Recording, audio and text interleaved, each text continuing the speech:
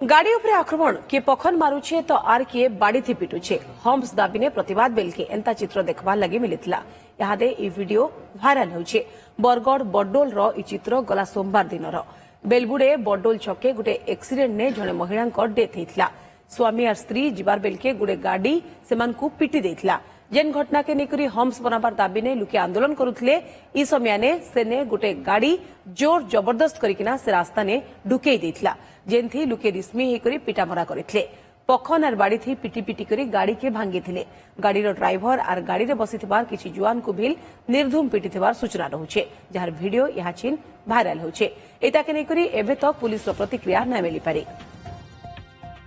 बरगढ़ बड्डोल रे आंदोलन बेले अमानिया गाड़ी को भंगारुजा और ड्राइवर को माड़ घटना गाड़ी भितरे जड़े स्थानीय नेता पुओ थिबा नै मध्य राजनीतिक महल रे जोर चर्चा